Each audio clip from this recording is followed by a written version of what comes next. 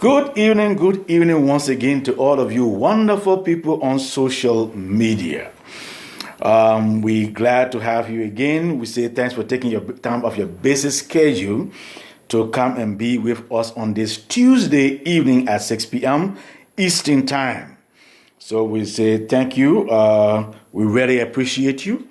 And we want to encourage you to like the video if you want to, you really like it and want to continue watching it. We'll have you keep abreast. Like the video. If you're anyone who think about buying or selling, or share the video with them, so they can be informed too, to be able to make a well-informed decision. So we want to say thank you for coming. Joining us. Even those of you who watching the replay, we say thank you too for taking time, for finding the time to watch the replay. We really appreciate it. So welcome to our program. This is your realtor and investor, Lester Witherspoon, saying welcome and glad to have you on our program. A few days ago, I received a call from one of our viewers of this program, and they wanted to know whether I could answer some questions on this program that will benefit home buyers, people who want to buy. So he wanted to know, he didn't want to own it for himself, which I think I salute him for that, because he didn't want to be selfish. That was very, very good on his part. He wanted for me to answer these questions on this program here today. So he gave me a list of 10 questions.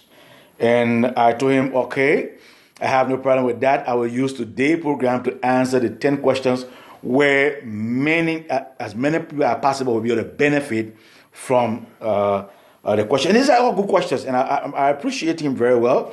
Thanks again. I really appreciate it. And again, for being unselfish, because he would get one information for himself, but he wanted to share it with the general public, which I really appreciate. Now, and the question that he asked, genuine questions, that these are questions that I have experienced several occasions my very own self. And so they are all legitimate questions that home buyers ask frequently when they come into buying a property. So again, I say thank you, and I will definitely do my best to answer these questions. Now, the first question that he wants me to answer today. The first question is, what's the first step in the home buying process? What is the first step? And really, most people at the very first question they ask, what's the first step? What do I have to do? And it's simple. The first step in the home buying process is the mortgage pre-approval. That's the very first step you need to do. What that means, mortgage pre-approval means meeting with a lender. You have to meet with your lender to get pre-qualified. To find out, that means you need to meet with them to find out how much you are qualified for to purchase a property. That's the very first thing you need to do.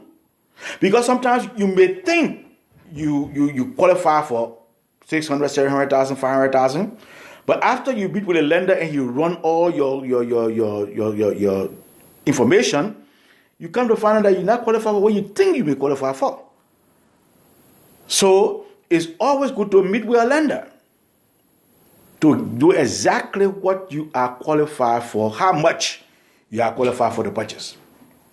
So again, this is not the first time. This is not the first time hearing this question. Many persons have asked this question before. So it's always good when you think about a house, because another thing again is that most times now you think you qualify, but then there are still issues that you need to work on in order to get qualified. So meeting with your lender, he will educate you as to what you need to do to get qualified if you are not qualified. Or if you are qualified, he will let you know the amount that you are qualified for.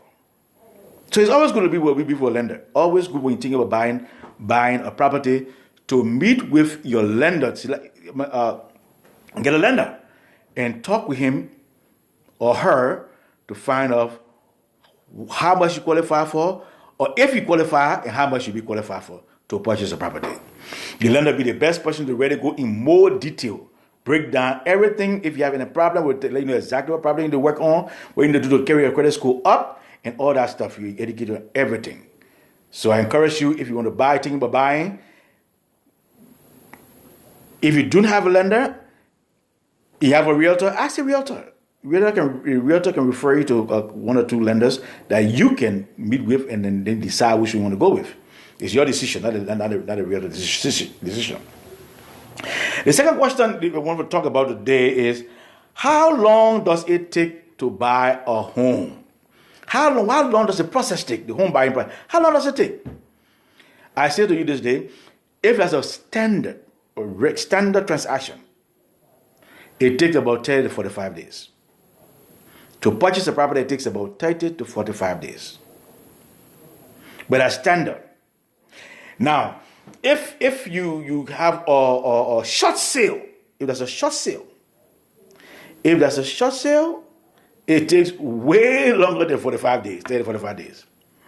Because, and again, because you see, normally a short sale is where the homeowner can don't want to continue with the property and trying to let the bank know that they can continue, and the bank say put on the market for a price to see where we will get somebody to buy it.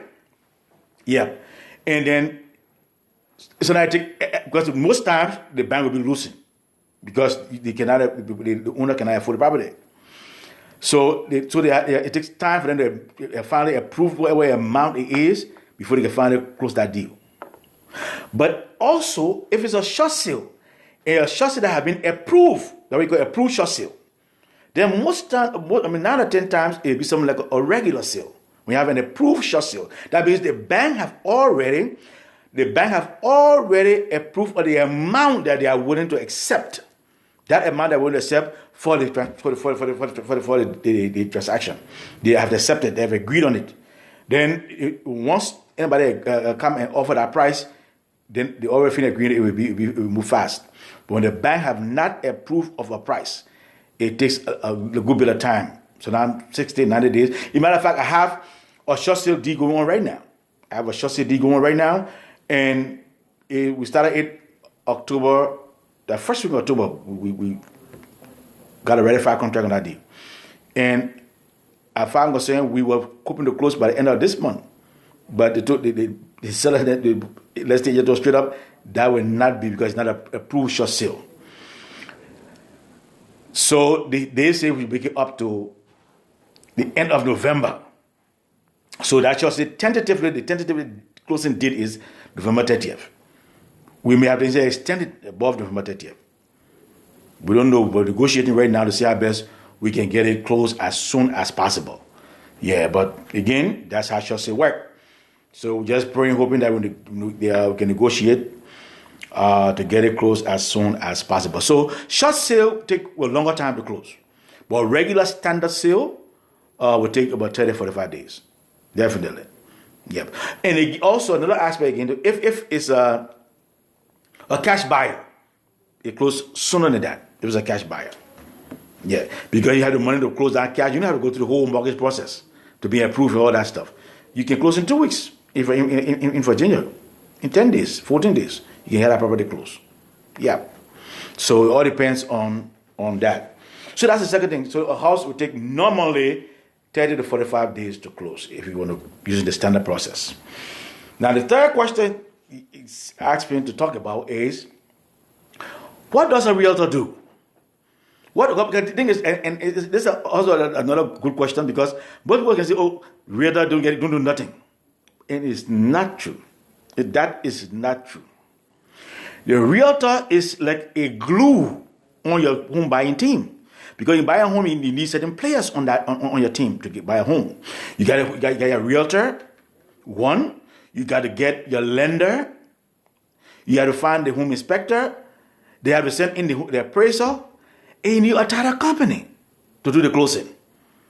And the realtor serves as the glue among all these players on the team. Because the realtor will list with each and every one of the players to make sure that they're doing what they're supposed to do, follow up with them to make sure, and keep you abreast every step of the way. Besides that, the realtor is supposed to educate you about the home buying process, what all is expected of you, about what happening next, from one step to another, keep you abreast every step of the way. So a realtor plays a very, very important role. A realtor is very key.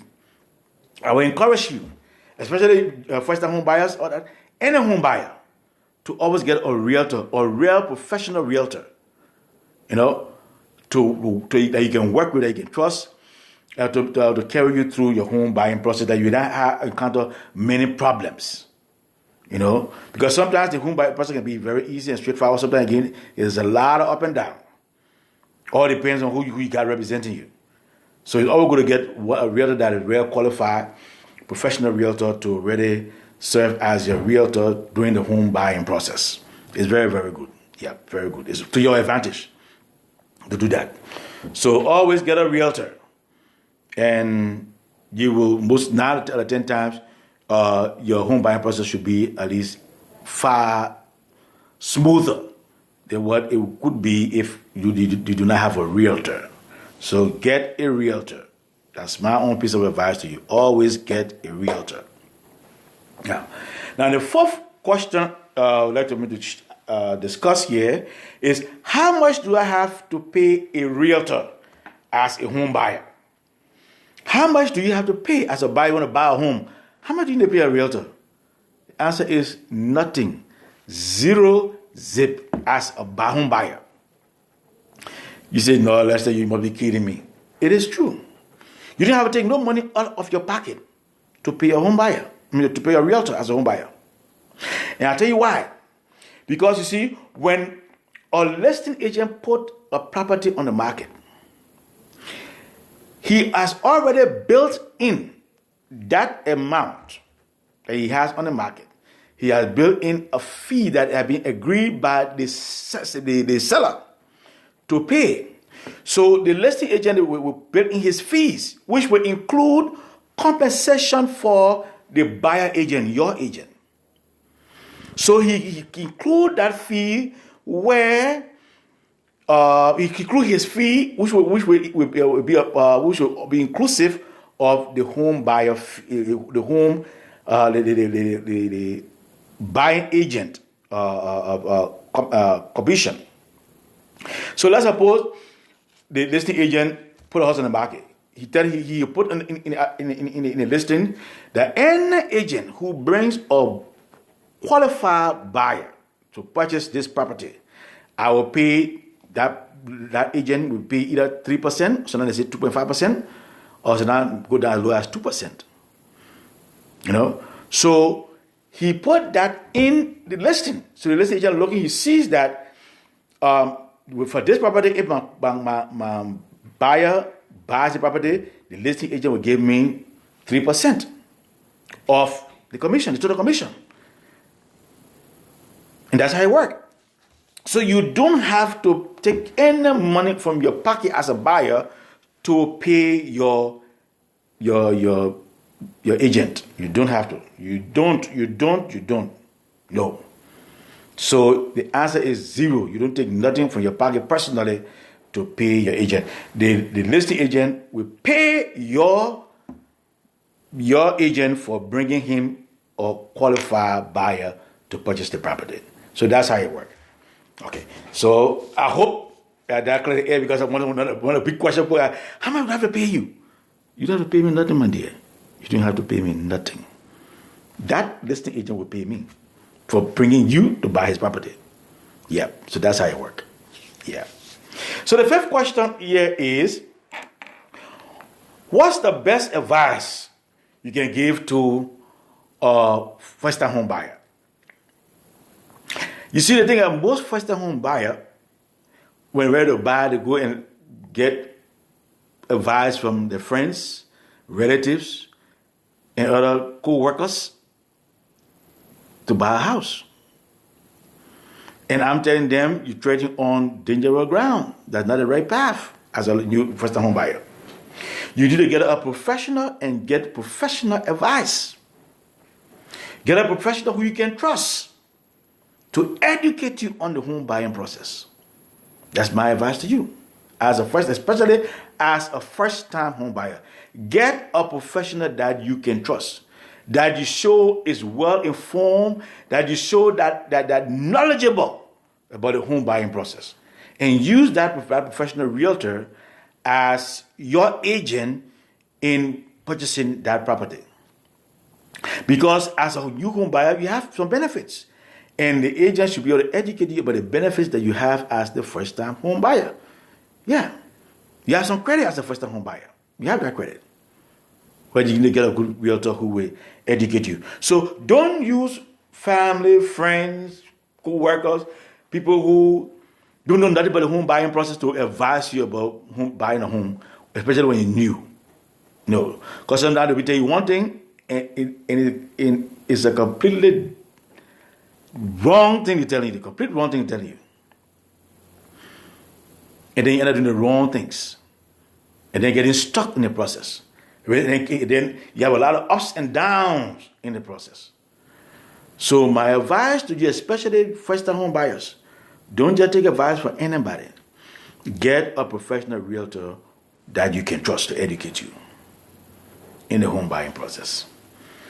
Okay? So I hope this is making sense. I hope that at least you getting something from these questions. I hope you're learning how to go about these things in the home buying process. Eh? All right. Now the sixth question you want me to share with you is, what kind of credit score do I need to buy a home? What kind of credit score you need to buy a home? What should be your credit score? Now, most lenders will accept 620 or above. Most lender. You got 620 score or above, you go to move to file.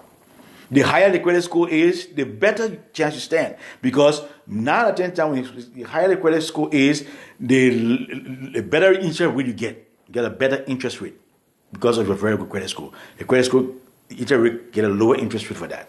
Yep. So it's always good to work on your credit score. Make sure you have a very high credit score. But most banks will accept 620 or above. A few lending institutions I know have accepted 580 that I know of. Yep. But those are special cases, rare cases, special programs that they use to qualify you to get, and again, you may get a higher interest rate when using 580. So to be on the safe side, to be,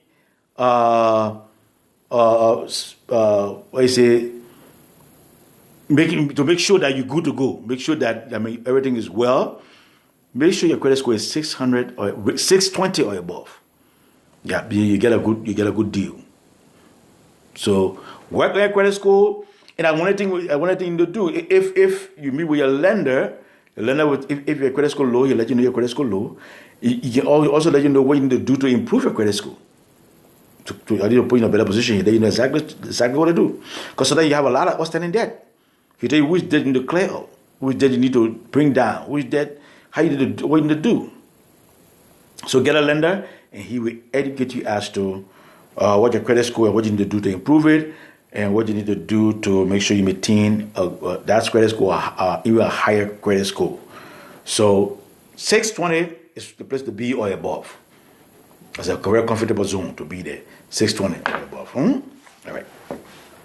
Now the seventh question that I'd like to share with you is, are there special home buying programs that the buyer need to know about? Yes, indeed. Yes, there are home buying programs. Yeah. Especially you're using a loan, you need a mortgage, definitely. And you need to know the different type of mortgages out there that you can use.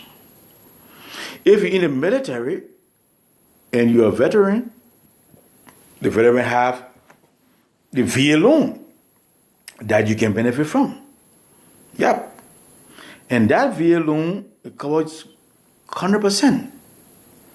So you didn't have to pay anything down. The VA loan will give you 100% coverage. So you're good. If you have a FHA loan, which is a government-assisted loan, FHA, you to put 3% down in order to buy the property. So whatever loan you're getting, you have to pay 3% down. Conventional loan, you will have to pay a higher percent down, but you get a better deal because they had less restrictions regarding their loan than the FHA loan. So you need to know all these different loan programs and which one will be best for you. You need to know them. So the loan officer will educate you again about all these different programs or loan programs that you need to know and which one is best for you, which one you fit in based on your own criteria. And it's all customized. It's not a blanket one. Everybody gets conventional loan, no. So it's based on your own situation. Situational. Whatever situation you find yourself in, whatever criteria you meet, what you qualify for, that's what you get.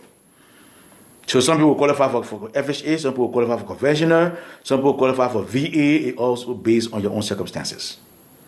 So it's good to know all these things too. Yeah, you got to know them at least so you can make a well-informed decision as how to move forward when you're moving forward. These are good things to know. These are very good things to know. Now, the eighth question I want to talk about here is how much money do I need as for a down payment? How much money do I need for a down payment? Normally, for a down payment, you need something like 3 to 5% for down payment. Now, remember, when you're making an offer, you got to do what you call the earnest money deposit.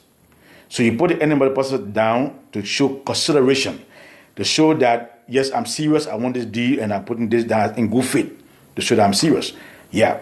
But then, again, after that, once you have accepted, then you got to put a down payment of how much you put towards purchasing the house. So again, the basics is about 3 to 5% of the loan that you're getting, but 3 to 5% that you'll be required to put down most times. Okay, so besides that, you also got to make sure you have allocated your closing costs. So you got your EMD, the end of money deposit. Then when you accept it and approve everything, then you got to make sure you start working on the down payment and the closing costs in order to close the deal.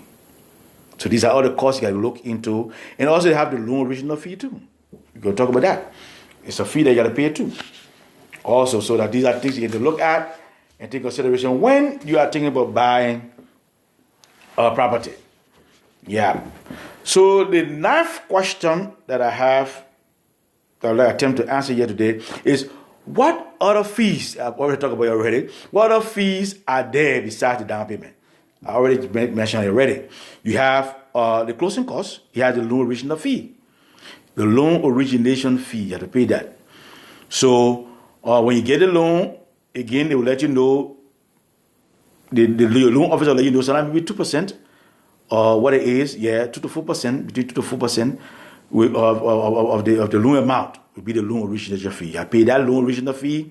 You got to make sure you have your closing costs. You have to pay that closing cost. You have to pay the end money deposit. So these are all the fees that are involved in the home buying process. So make sure now, first is the EMD, which is the earnest money deposit. Second, when you accept everything approved, you got to ratify contract, you got to pay the loan origination fee. You have to pay your down payment, you have to pay the closing costs. These are the fees that you are required to pay in the home buying process. Yeah. And last but not the least, this is a question they want to hear so bad and want to know. They want to know this question, the answer to this question. So when will I get the keys? When will I get the keys to the property? You will get the keys at the closing table. That's when you get the keys, the day of settlement. The day you agree to close that transaction. That's the day you get the keys. Then we call it exchange. Because the day you come for the closing, you bring in a certified fund with the closing costs, down payment, everything. Most people nowadays, because of all going on the COVID and all this stuff going on, people don't sit around the table. Most people choose not to sit around the table to do the closing. They they do it through email.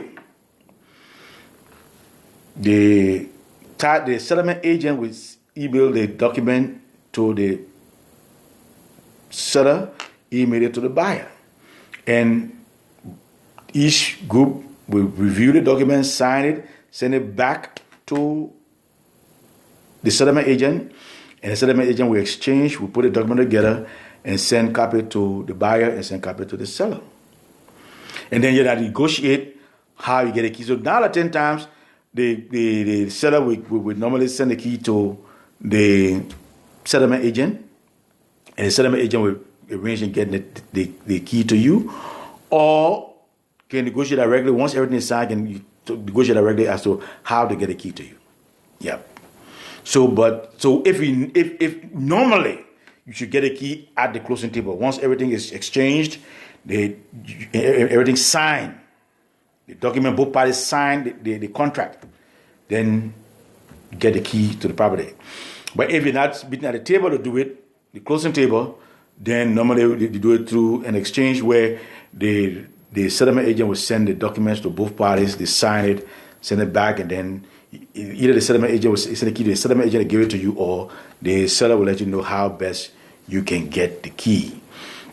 So this, in short, these are the 10 questions that this buyer asked me to share on the program today, which I think are all very, very good questions. And I want to say to you right now, if there's any other questions that you have on mind that I did not receive here, feel free, put in the comment in the box below, and I will definitely respond to it. Let me know any other question you want to know about the home buying process. Put it in the comment box. I will definitely respond to your question, your comment. You will just let me know, and I will be glad. And indeed, also, if you need any assistance when it comes to the home buying process, feel free to call me or just put a comment. Normally what I do now, I give you my number. My cell phone number is 302-310-0621. Again, my cell phone number is 302-310-0621. Feel free to call or text me with any questions that you may have. Or if you need assistance in buying a home, feel free to contact me. And I'll be glad to help you. Be glad to work with you. Be glad to make sure that you can find a home or a property that you can call home. Yeah, so don't hesitate. I'm willing and ready. I'm available to see how best I can work with you or anybody you may know that thinking about buying or selling, or any family, friend, co-worker, or colleague. I'll be glad to work with them in getting a place that they can call home. So again, I say thank you for taking time off your busy schedule. Feel free. Let me know if you have any other questions. Don't hesitate to let me know. I'll be glad to talk with you. And I look forward to see you again on next Tuesday. And every Tuesday at 6 p.m. Eastern Standard Time on this program. If you can watch it live, you can watch the recording. Also say thank you for taking time to watch the recording. Please share this video with anybody you know thinking about buying, even selling. Please share with them. I will be glad to work with them. If they need any assistance, I will be glad to work with them. So for now, I'd like to say have a wonderful evening and enjoy the rest of your week. And I look forward to seeing you again on next Tuesday at 6 p.m. here on this program. Take care. This is your realtor and investor saying bye for now, and I'll talk to you on next Tuesday. Have a wonderful day. Bye-bye.